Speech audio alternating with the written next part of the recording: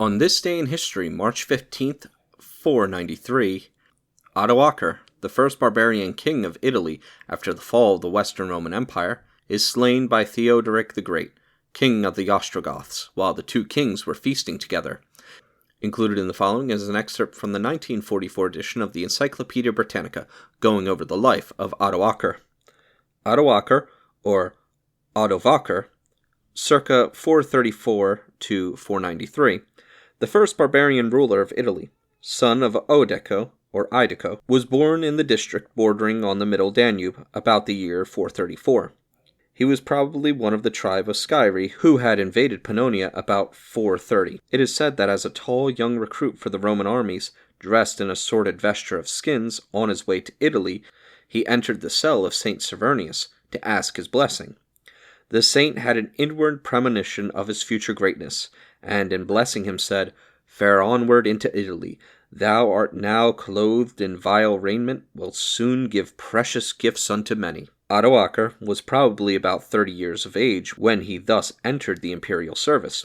By the year 472 he had risen to some eminence.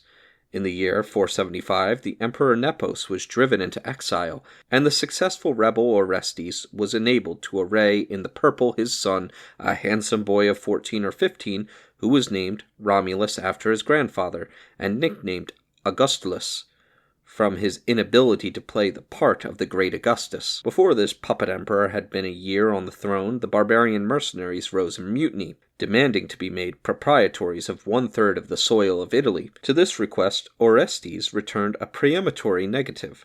Odoacer now offered his fellow soldiers to obtain for them all that they desired, if they would seat him on the throne. On August 23rd, 476, he was proclaimed king. 5 days later, Orestes was made prisoner at Placentia and beheaded. Augustulus was compelled to descend from the throne, but his life was spared. Odoacer was 42 years of age when he thus became chief ruler of Italy, and he reigned 13 years with undisputed sway. The administration was conducted as much as possible on the lines of the old imperial government. The settlement of the barbarian soldiers on the lands of Italy probably affected the great landowners rather than the laboring class. To the herd or colony and servi, it probably made little difference whether the master whom they served called himself Roman or Rugian. In 477 or 478, the dethroned Emperor Nepos sent ambassadors to Zeno, Emperor of the East, begging his aid in the reconquest of Italy. These ambassadors met at a deputation from the Roman Senate, sent normally by the command of Augustulus, really no doubt by that of Odoacer, to declare that they did not need a separate emperor. The Senate had chosen Odoacer, and they therefore prayed Zeno to confer upon him the dignity of patrician and entrust the diocese of Italy to his care. Zeno returned a harsh answer to the Senate, requiring them to return to their allegiance to Nepos. In fact, however, he did nothing for the fallen emperor, but accepted the new order of things, and even addressed Odoacer as patrician. On the other hand, the latter sent the arraignments of empire to Constantinople as an acknowledgment of the fact that he did not claim supreme power. Our information as to the actual title assumed by the new ruler is somewhat confused. He does not appear to have called himself king of Italy, but only king of the tribes of barbarians that followed him. By the Roman inhabitants of Italy he was addressed as Dominius Noster, but his right to exercise power would in their eyes rest, in theory, on his recognition as patricius by the Byzantine Augustus. At the same time, he marked his own high pretensions by assuming the prefix Flavius.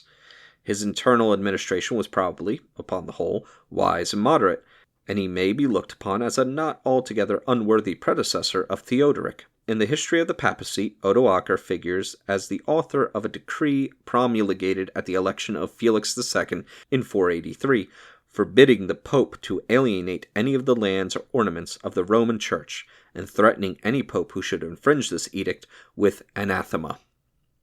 The chief events in the foreign policy of Odoacer were his Dalmatian and Rugian wars. In the year 480, the ex-ambassador Nepos, who ruled Dalmatia, was traitorously assassinated in Diocletian's palace at Spalato by the Counts Viator and Ovida.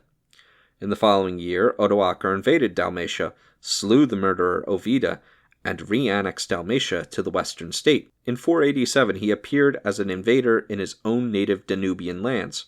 War broke out between him and Philithæus, king of the Rugians. Odoacer entered Rugian territory and defeated and captured Philithæus.